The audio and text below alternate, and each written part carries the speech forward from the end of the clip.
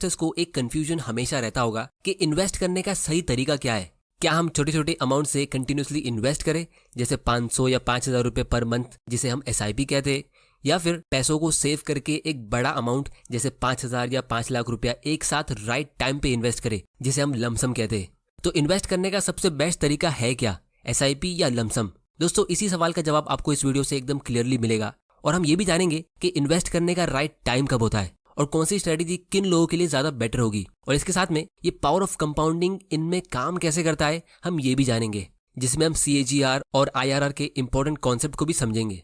और दोस्तों, ये सब चीज मैं आप लोगों को एकदम सिंपल लैंग्वेज में समझाऊंगा, एग्जांपल्स और स्टोरीज के साथ, ताकि एक 5th स्टैंडर्ड के बच्चे को भी ये फाइनेंस के डिफिकल्ट कॉन्सेप्ट्स एक ही बार में बहुत ही आसानी से समझ आ जाए। तो दोस्तों, आज की वीडियो में मैं आप लोगों को 3 स्टोरी सुनाऊंगा जिससे हम ये दोनों इन्वेस्टमेंट मेथड को अलग अलग तरह से एनालाइज करेंगे। तो वीडियो बहुत ही इंटरेस्टिंग होने वाला है, इसे एंड तक जरूर देखना, क्योंकि मैं गारंटी के साथ कह सकता हूं कि इस एक वीडियो से आपकी इन्वेस्टिंग की नॉलेज काफी ज्यादा इंप्रूव होगी और अपनी लाइफ टाइम में आप इससे लाखों रुपए का प्रॉफिट कमा सकते हो। तो बिना वक्त बर्बाद किए हम शुरू कर दे। तो दोस्तों, ये 1992 की बात है।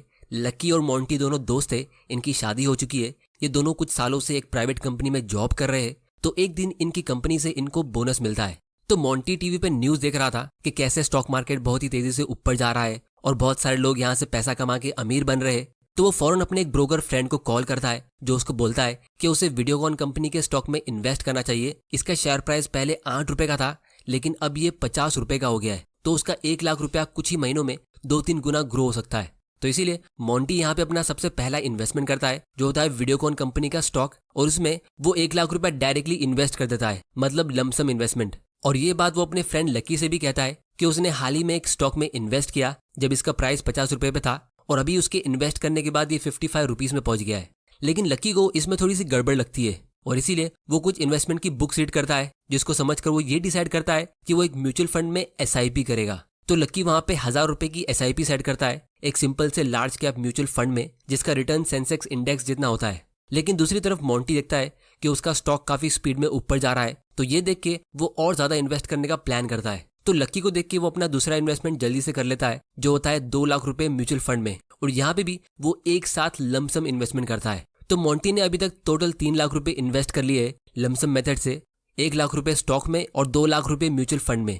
और लकी ने सिर्फ 1,000 रुपए की मंथली SIP सेट की है एक सिंपल से लार्ज कैप म्यूचुअल फंड में।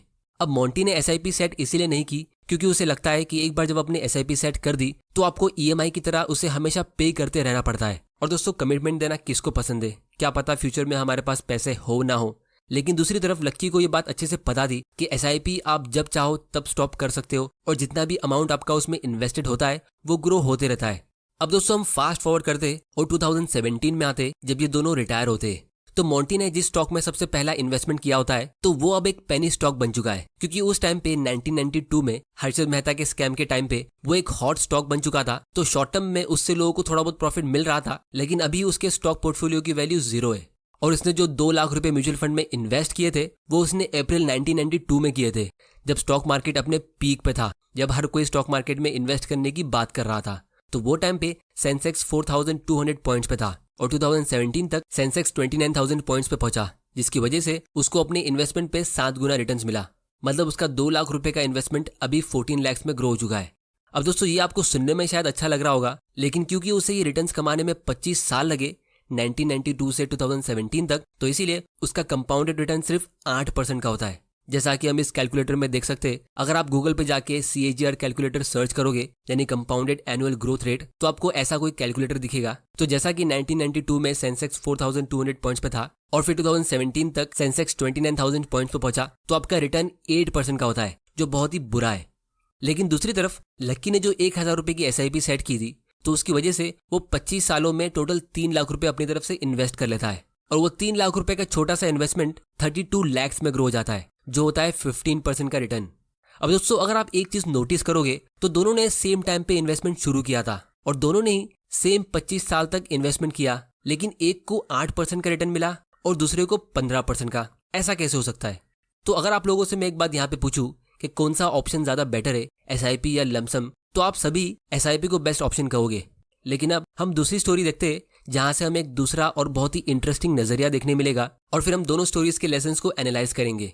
तो अब हम 1992 से 15 साल आगे फास्ट फॉरवर्ड करते और 2008 में आते।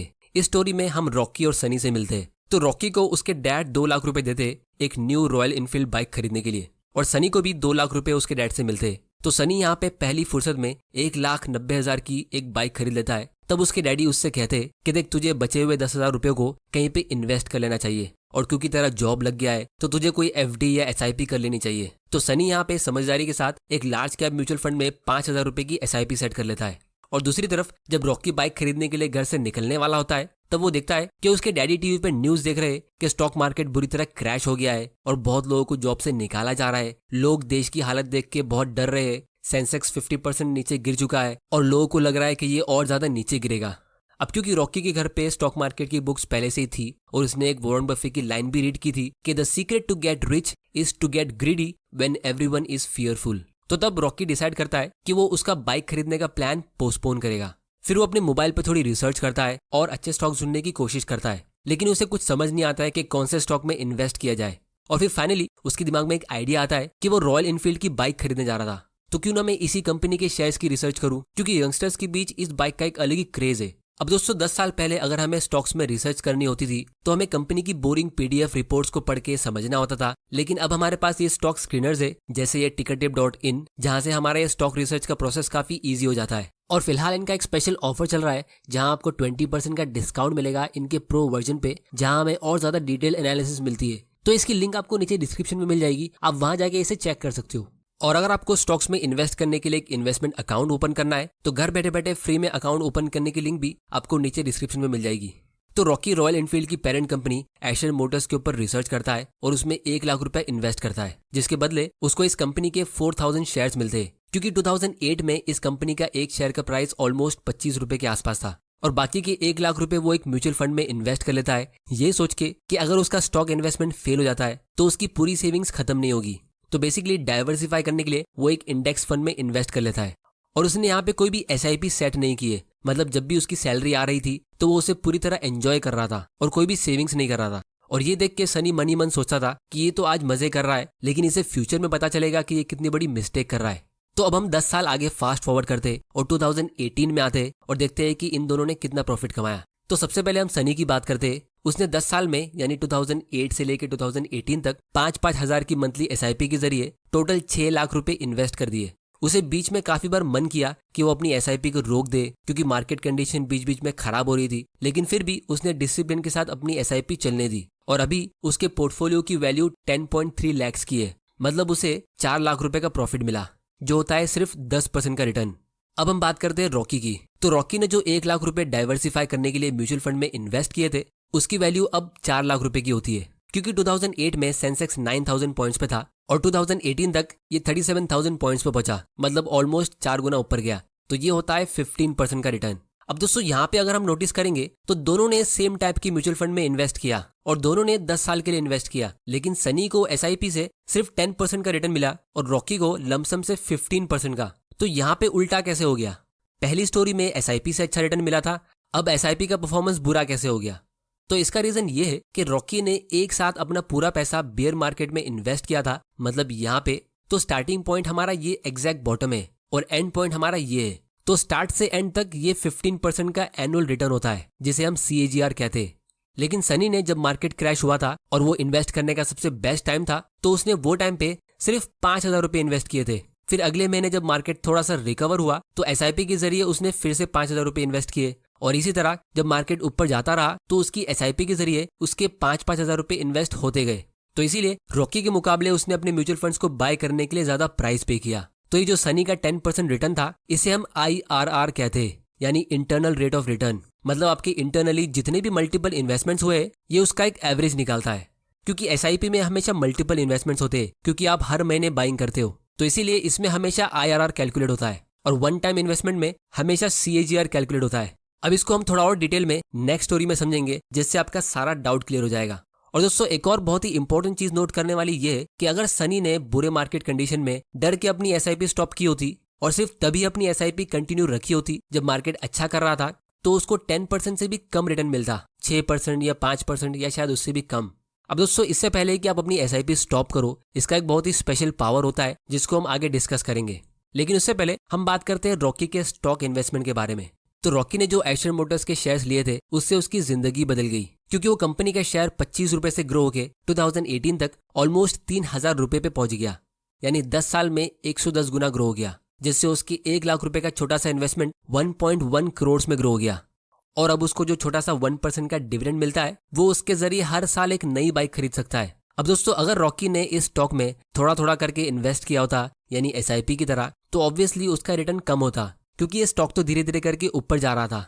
तो इसीलिए यहाँ पे हमारा सबसे पहला लेसन ये है कि अगर आप एक बड़ा अमाउंट किसी स्टॉक में एक साथ इन्वेस्ट करते हो, यानी लमसम, तो इसमें सबसे ज्यादा रिवॉर्ड भी होता है, जो रॉकी को एक राइट टाइम पे एक हाई क्वालिटी कंपनी में इन्वेस्ट करके मिला। लेकिन यहाँ पे सबसे ज्यादा रिस्क भी होता है, जैसे मोंटी को एक हॉट स्टॉक में इन्वेस्ट करके ये सबक मिला कि आपका सारा पैसा यहाँ पे जीरो हो सकता है।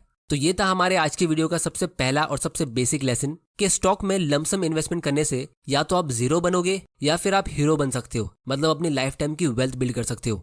अब हम बात करते हैं सेकंड लेसन की। तो अगर आप SIP करते हो किसी लार्ज कैप म्यूचुअल फंड में या इंडेक्स फंड में, तो लॉन्ग टर्म में उसमें आपके पूरे पैसे डूब जाएंगे, ऐसा होने के चांस बहुत कम होते हैं, क्योंकि यहाँ पे आप एक साथ 40-50 स्टॉक के बास्केट में डाइवर्सिफाई करते हो और उसके ऊपर आप अपनी इन्वेस्टमेंट की टाइमिंग को भी डाइवर्सिफाई करते हो, मतलब portfolio diversification plus time diversification. तो ये डबल डाइवर्सिफिकेशन हुआ, जिसकी वजह से आपका रिस्क बहुत कम हो जाता है और इसीलिए आपका रिटर्न भी बहुत बोरिंग होता है, जैसे 10% से 15% के बीच। अब ये गारंटी नहीं है, लेकिन पास्ट के हिसाब से आपको कुछ ऐसा मिल सकता है। लेकिन फिर भी FD से और दूसरी फिक्स्ड इनकम वाली पॉलिसी से आपको अच्छा ही रिटर्न मिलना चाहिए, क्योंकि अगर आप नोटिस करोगे तो दोनों ही स्टोरी में SIP करने वालों को लॉस नहीं हुआ। पहली स्टोरी में मोंटी को हॉट स्टॉक्स में इन्वेस्ट करके काफी ज्यादा लॉस हुआ, तब SIP करने वाला हीरो बन गया। लेकिन दूसरी स्टोरी में रॉकी ने जो एक वन टाइम इन्वेस्टमेंट किया था वो हर कोई नहीं कर सकता, क्योंकि उसके लिए आपको इतनी नॉलेज और राइट टाइम पे उतना पैसा चाहिए। तो इसीलिए उसके सामने SIP थोड़ा फीका पड़ गया। तो इसीलिए SIP की खास बात यह है कि अगर आप बिल्कुल गलत टाइम पे भी SIP स्टार्ट कर लेते हो, जब आपको बिल्कुल भी इन्वेस्ट नहीं करना चाहिए, जैसे बिल्कुल मार्केट के पीक पे, और फिर उसके बाद मार्केट क्रैश आता है, तो भी आपका कुछ खास नुकसान होगा नहीं, क्योंकि आपने SIP अभी बस स्टार्ट किए। आप एक छोटे अमाउंट से इन्वेस्ट करना अभी शुरू कर रहे हो, तो जब फ्यूचर में मार्केट क्रैश होगा तो आप उसका भी फायदा उठा सकते हो।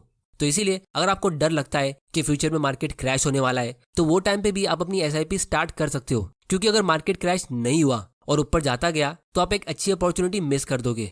तो दोस्तों, ये था हमारा इस वीडियो का सेकंड लेसन कि SIP का सबसे बेस्ट एडवांटेज ये है कि क्योंकि आप इसके थ्रू ऑटोमेटिकली इन्वेस्ट करते हो, तो SIP के कोई इमोशंस नहीं होते। तो बुरे मार्केट, अच्छे मार्केट, ये हर मार्केट में अपना इन्वेस्टमेंट करता रहता है। तो इसीलिए SIP स्टार्ट करने का कोई भी सही या गलत टाइम नहीं होता है, आप इसे कभी भी स्टार्ट कर सकते हो। अब हम तीसरे केस की बात करते हैं कि जब हम म्यूचुअल फंड में एक लमसम इन्वेस्टमेंट करते तो हमें कितना रिटर्न मिल सकता है। तो इसका मैं आप लोगों को एक काफी शॉर्ट और सिंपल आंसर देता हूँ कि अगर आपको डाउट है कि आपको किसी म्यूचुअल फंड में SIP करना चाहिए या लमसम, तो आप हमेशा SIP चुनो, क्योंकि म्यूचुअल फंड में एक अच्छे टाइम पे इन्वेस्ट करने से आपको बहुत ज्यादा मल्टी बैगर रिटर्न नहीं मिल सकता। आपको यहाँ पे मुश्किल से 2-3% का ही डिफरेंस मिलेगा, जैसे 10 से 15% के बीच। तो जब एक अच्छा मौका आएगा लमसम इन्वेस्टमेंट करने का, तो आपके मन में डाउट रहेगा ही नहीं। जैसे अगर मार्केट क्रैश हो गया और आपको पता है कि ये एक अच्छा टाइम है इन्वेस्ट करने का, तो आप वो टाइम पे एक लमसम इन्वेस्टमेंट कर सकते हो। अब दोस्तों, फाइनली हम आते हैं इस वीडियो के सबसे इंटरेस्टिंग पार्ट की तरफ, वो है कि स्टॉक्स में SIP करना कैसा रहेगा। तो इसको भी हम एक इंटरेस्टिंग स्टोरी के एग्जांपल से समझते हैं। तो अब हम 2017 में आते और वापस रॉकी और सनी की स्टोरी को कंटिन्यू करते। तो सनी रॉकी से कहता है कि यार, तूने स्टॉक मार्केट से इतना अच्छा पैसा कमा लिया, तो मुझे भी कभी कभी कोई स्टॉक की टिप दे दिया कर, ताकि मैं भी तेरे साथ इन्वेस्ट कर लूंगा। तब रॉकी कहता है कि देख, अभी मैं 2 न्यू स्टॉक्स अपने पोर्टफोलियो में ऐड करने जा रहा हूँ। ये दोनों स्टॉक्स में मैं कम से कम 5 साल तक तो इन्वेस्ट करूंगा ही, और मुझे इनमें अच्छा पोटेंशियल दिख रहा है। एक है टाटा मोटर्स और दूसरा है नेस्ले। तो ये स्टॉक की टिप मिलते ही सनी फौरन अपने घर पे जाता है और इनमें इन्वेस्ट करने का सोचता है। तो सबसे पहले वो ये देखता है कि नेस्ले का स्टॉक तो 7,000 रुपए का है, ये तो बहुत ही महंगा है, शायद ये फ्यूचर में सस्ता होगा। तो वो हर महीने इसके 1-2 स्टॉक बाय करने का प्लान करता है, ताकि जब ये सस्ता होगा तब वो इसमें ज्यादा इन्वेस्ट करेगा। और दूसरी तरफ वो ये देखता है कि टाटा मोटर्स का स्टॉक तो बहुत सस्ता है, ये तो 500 रुपए से भी कम का है। तो वो फौरन इसमें अपनी ऑलमोस्ट सारी सेविंग्स इन्वेस्ट कर देता है। फिर जब 5 साल बाद सनी रॉकी से मिलता है, तो उसे कहता है कि यार, तेरी स्टॉक टिप से मुझे इतना खास प्रॉफिट हुआ ही नहीं, मुझे तो इन 5 सालों में सिर्फ टोटल 20% का ही रिटर्न मिला है। तो ये सुन के रॉकी हैरान हो जाता है कि ऐसा कैसे हो सकता है, उसको तो वही 2 स्टॉक से ऑलमोस्ट 150% का प्रॉफिट मिला है, मतलब उसके पैसे ऑलमोस्ट डबल से भी ज्यादा ग्रो हो चुके हैं। तो जब रॉकी सनी के बाइंग और सेलिंग के ट्रांजैक्शन को थोड़ा डिटेल में देखता है, तब उसे पता चलता है कि यहाँ पे एक्चुअली में हुआ क्या। तो दोस्तों, अगर हम टाटा मोटर्स की बात करें तो हमें पिछले 5 साल में इससे सिर्फ 4% का रिटर्न मिला है, जो एक बहुत ही बुरा परफॉर्मेंस है। आपको सेविंग्स अकाउंट में हर साल 4% का रिटर्न मिलता है, लेकिन ये इसका लमसम रिटर्न है, यानी इस पॉइंट से इस पॉइंट तक का रिटर्न। इसी स्टॉक में अगर आपने SIP की तरह इन्वेस्ट किया होता तो आपको उसी टाइम पीरियड में 100% की भी ऊपर का रिटर्न मिलता। अब अगर आपके मन में थोड़ा सा भी डाउट है कि ये कैसे हुआ, तो इसका मैं आप लोगों को डिटेल एक्सप्लेनेशन देता हूँ। तो 2-3 साल पहले क्रैश के बीच ये स्टॉक काफी नीचे गिर गया था। तो अगर आपने SIP की तरह इन्वेस्ट किया होता तो उसके जरिए आपने ये लो प्राइस का भी फायदा उठा लिया होता और सस्ते प्राइस पे बाय किया होता, क्योंकि ये भले एक अच्छी कंपनी है लेकिन 2017 में ये थोड़ी सी ओवर वैल्यूड थी। तो रॉकी इसमें एक छोटी क्वांटिटी से बाय करके सिर्फ ट्रैक करने का प्लान कर रहा था, और जब बीच में मार्केट क्रैश हुआ तो उसने इसकी बहुत सारी क्वांटिटी बाय की और इसीलिए उसको इसी एक स्टॉक से 200-300% का प्रॉफिट मिला।